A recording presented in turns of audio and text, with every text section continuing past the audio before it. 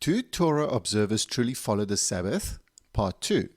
In addition to adopting a Babylonian timing system by starting the Sabbath on a Friday at sunset, rather than the more biblical timing of Saturday at sunrise, Torah observers also follow a diluted version of the law of Moses. For example, in Exodus chapter 35 verse 2, God commands that anyone who works on the Sabbath must be put to death. One of the specific prohibitions on the Sabbath is kindling a fire within one's habitation. This would mean that anyone wishes to observe the Sabbath would refrain from even switching on lights, a stove, a kettle, or any electrical device.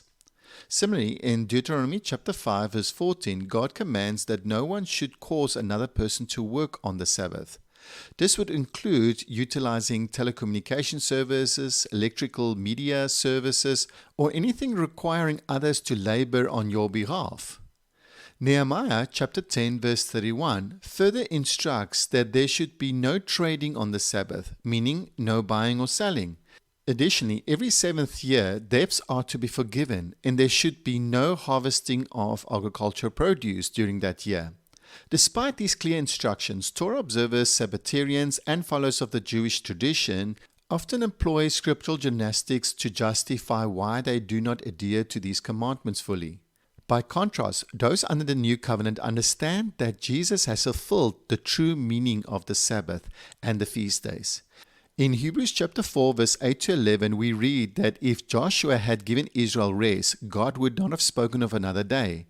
Therefore, there remains a rest for God's people, a rest in which anyone who enters it cease from their own works, just as God ceased from his.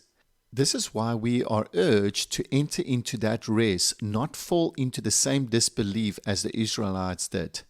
Jesus himself invites us in Matthew chapter 11 verse 28, "Come to me, all you are weary and burdened, and I will give you rest." This is the ultimate rest found not on ritual observances, but in Jesus Christ. Like and subscribe for more 2-minute biblical rebuttals.